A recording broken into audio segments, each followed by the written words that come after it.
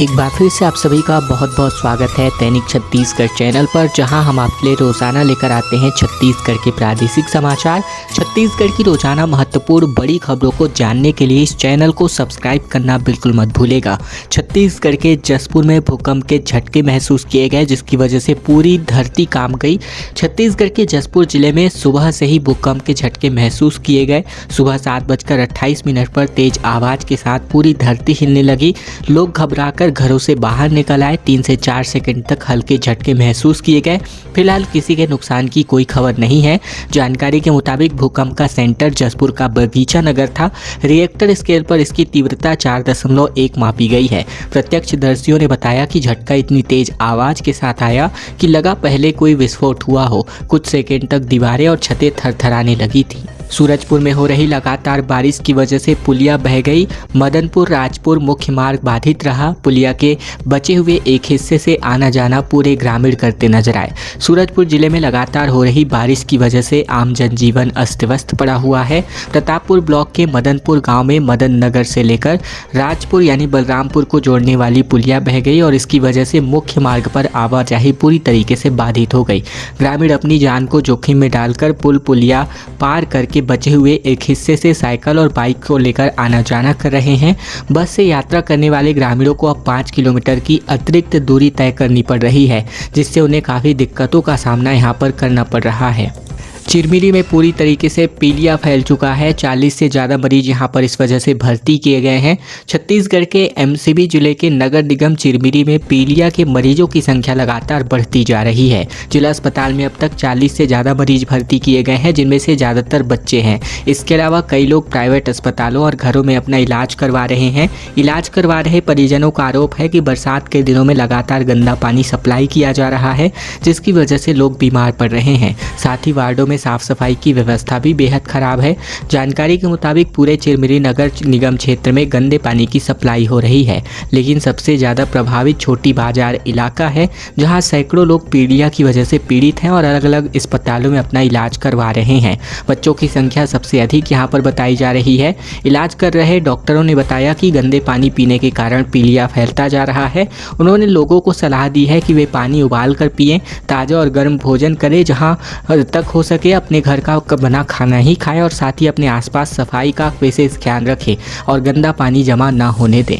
बलौदाबाजार में महिला ने 3 बच्चों को एक साथ जन्म दिया। सामुदायिक स्वास्थ्य केंद्र में इनकी नॉर्मल डिलीवरी कराई गई। छत्तीसगढ़ के बलौदाबाजार जिले में सामुदायिक स्वास्थ्य केंद्र भाटापारा में एक महिला ने 3 बच्चों को जन्म दिया है। ग्राम कोदवा निवासी 29 वर्षीय सरोजनी वर्मा ने नॉर्मल डिलीवरी के जरिए 3 बच्चों को यानी ट्रिपलेट्स को जन्म दिया है। तीनों नवजात पूरी तरीके से स्वस्थ हैं और माँ की स्थिति भी काफ़ी सामान्य है। सरोजनी के पति हेमलाल वर्मा ने बताया कि पत्नी का यह डिलीवरी पूरी तरीके से नॉर्मल रहा। उन्होंने ये भी बताया कि डिलीवरी निःशुल्क किया गया है और इस सफल प्रसव प्रक्रिया के दौरान सामुदायिक स्वास्थ्य केंद्र के सभी स्वास्थ्य स्टाफ सक्रिय रूप से मौजूद रहे। स्टाफ का व्यवहार सहयोगात्मक नजर आया। बीएससी नर्सिंग प्रवेश परीक्षा के नतीजे जारी हो चुके हैं। 31,000 कैंडिडेट्स ने यहाँ पर परीक्षा दी थी। प्रदेश में तकरीबन सिर्फ 7,500 सीटें ही हैं। बीएससी नर्सिंग के प्रवेश परीक्षा के नतीजे जारी कर दिए गए। व्यावसायिक परीक्षा मंडल ने नर्सिंग कॉलेजों में एडमिशन के लिए 29 मई को परीक्षा आयोजित की थी और इस प्रवेश परीक्षा के लिए अब तकरीबन 46,000 छात्रों ने आवेदन किया था, जिसमें से 31,000 परीक्षा देने पहुंचे थे, जबकि 15,000 कैंडिडेट्स अनुपस्थित रहे। व्यापम ने इस परीक्षा के अंतिम उत्तर और परीक्षा परिणाम जारी कर दिए हैं। अभ्यर्थी व्यापम की वेबसाइट पर जाकर रिजल्ट चेक कर सकते हैं। प्रदेश में बीएससी नर्सिंग की 7,500 सीटें हैं। इस प्रवेश परीक्षा के परिणाम के माध्यम से शिक्षण सत्र 2025-26 के अनुसार एडमिशन यहां पर दिए जाने हैं। बिलासपुर रायपुर नेशनल हाईवे पर एक बार फिर से गायों को कुचला गया, जिसकी वजह से 15 गायों की मौत हो गई। छत्तीसगढ़ के बिलासपुर जिले में एक बार फिर से अज्ञात वाहन ने नेशनल हाईवे पर बैठे 16 से अधिक गायों को अपनी चपेट में ले लिया, जिससे 15 गायों की मौके पर ही मौत हो गई।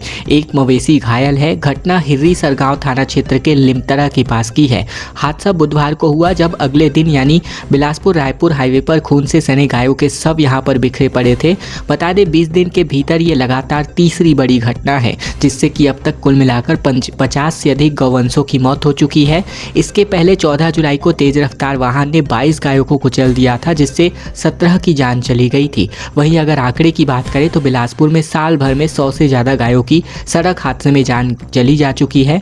जानकारी के मुताबिक 30 जुलाई की रात लिमतरा के पास बिलासपुर रायपुर नेशनल हाईवे पर मवेशियों का झुंड सड़कों पर बैठा था और उसी समय तेज रफ्तार अज्ञात वाहन ने मवेशियों को कुचल दिया। गुरुवार की सुबह लोगों ने देखा तब हाईवे पर गौवंशों की लाशें यहां पर बुरी तरीके से बिखरी हुई पड़ी थी।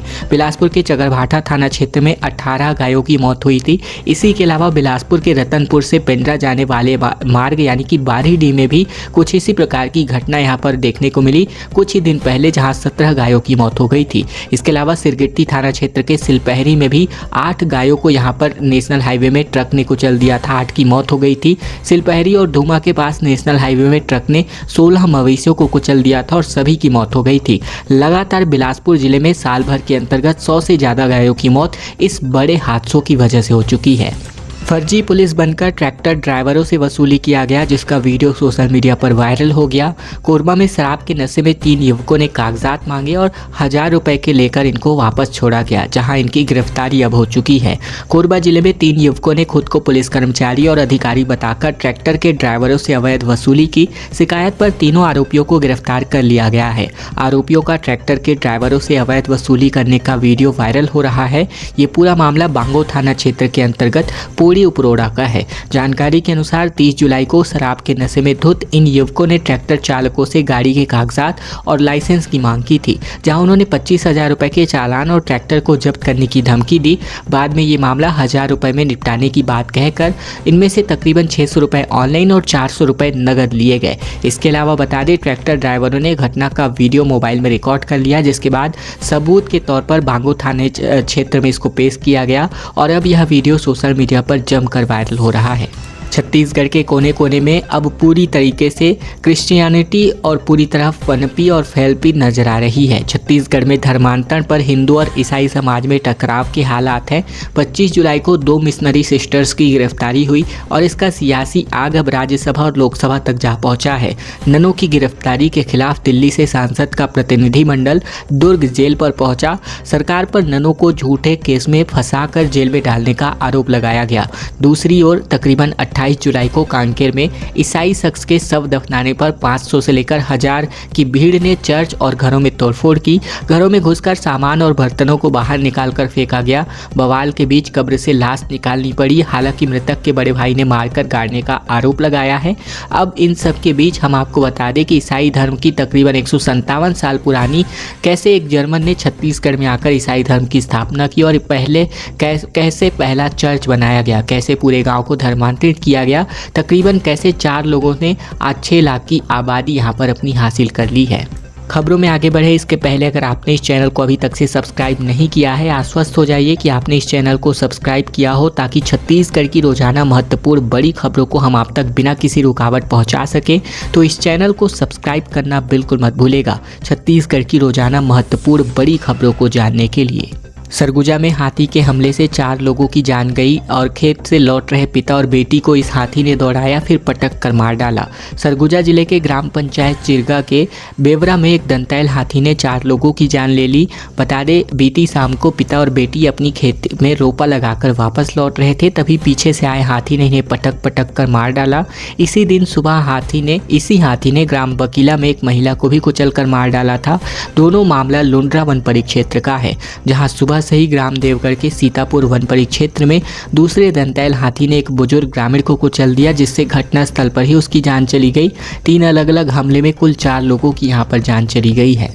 जबलपुर से लेकर रायपुर तक 3 अगस्त को पहली इंटरसिटी एक्सप्रेस यहां पर चलने वाली है। 1 चेयर एसी के साथ गाड़ी में कुल मिलाकर 15 कोचेस जोड़े जाने हैं। जबलपुर से लेकर रायपुर तक 3 अगस्त को पहली इंटरसिटी ट्रेन चलने वाली है और यह इंटरसिटी रोजाना जबलपुर से सुबह 6 बजे रवाना होगी और तकरीबन 8 घंटे का सफ़र तय करने के बाद दोपहर 1:50 पर रायपुर स्टेशन पहुँचने वाली है। लंबे समय से इस रूट पर नई ट्रेन चलने का इंतजार किया जा रहा था और अब रेलवे ने इस संबंध में आधिकारिक नोटिफिकेशन जारी कर दिया है। जबलपुर मंडल ने इसकी तैयारी भी शुरू कर दी है। जबलपुर से चलकर इंटरसिटी सुबह 6:10 पर मदन महल पहुंचने वाली है। मदन महल से तकरीबन 6:12 पर रवाना होकर बालाघाट और फिर गोंदिया होते हुए ये ट्रेन रायपुर आने वाली है। छत्तीसगढ़ में मेडिकल कॉलेजों में 125 सहायक प्राध्यापकों की सीधी भर्ती प्रक्रिया शुरू हो चुकी है। लोक सेवा आयोग की इसके लिए औपचारिक मांग यहां पर भेज दी गई है। छत्तीसगढ़ सरकार ने राज्य के शासकीय मेडिकल कॉलेजों में चिकित्सा शिक्षा और अधिक सुदृढ़ करने और गुणवत्तापूर्ण और सुलभ बनाने के उद्देश्य से एक अहम फैसला किया है। मुख्यमंत्री विष्णुदेव साय के मार्गदर्शन और स्वास्थ्य मंत्री जायसवाल के नेतृत्व में प्रदेश के मेडिकल कॉलेजों में सहायक प्राध्यापकों के 125 रिक्त पड़े पदों पर सीधी भर्ती की प्रक्रिया प्रारंभ कर दी गई है। इस संबंध में चिकित्सा शिक्षा विभाग के द्वारा छत्तीसगढ़ लोक सेवा आयोग को पत्र भेजकर औपचारिक रूप से इन पदों की पूर्ति के लिए मांग की गई है। विभागीय स्वीकृति के अनुरूप तैयार की गई यह मांग भर्ती प्रक्रिया को शीघ्रता और पारदर्शिता से पूर्ण करने के दिशा में एक महत्वपूर्ण कदम माना जा रहा है।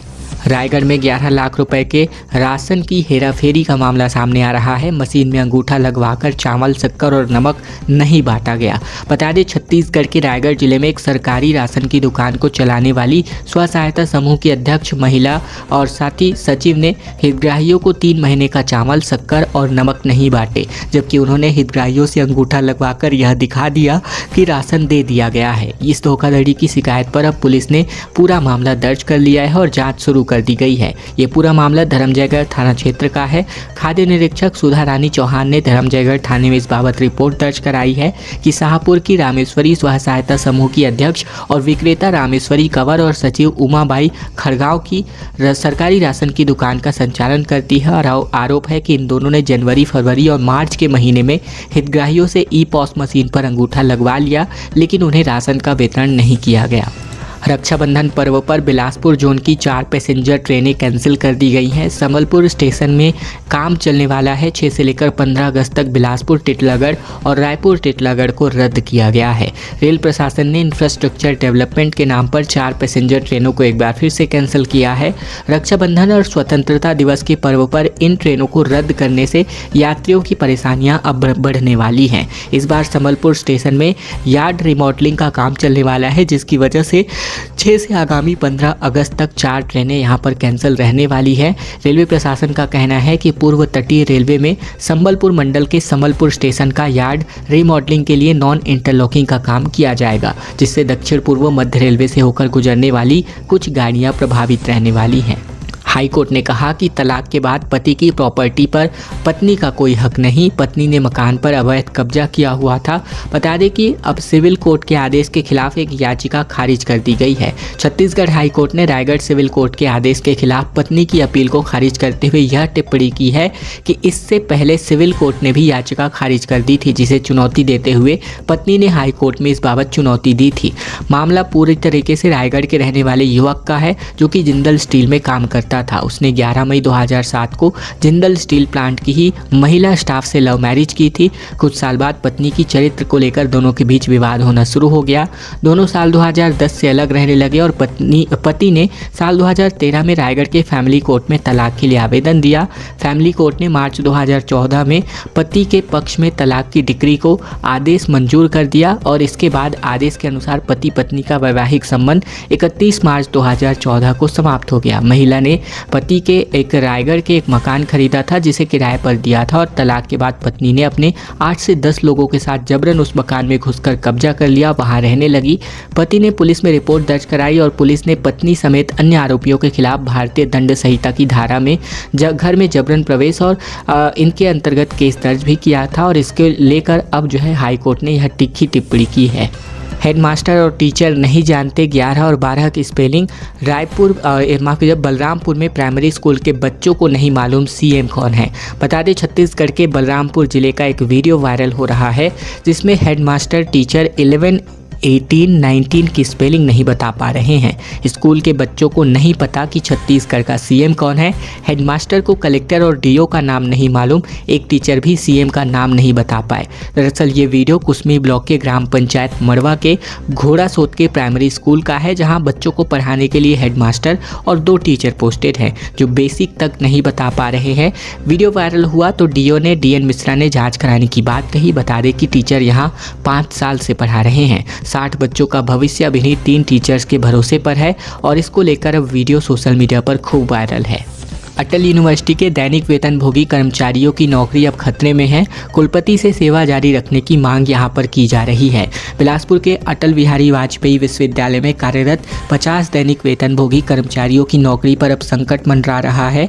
विश्वविद्यालय ने 6 साल बाद सिक्योरिटी और हाउसकीपिंग का काम कर नई कंपनी को ठेके पर देने का फैसला किया है। इस फैसले से वर्तमान में कार्यरत 35 सुरक्षा कर्मचारी और लगभग 15 सफाई कर्मचारी प्रभावित होंगे।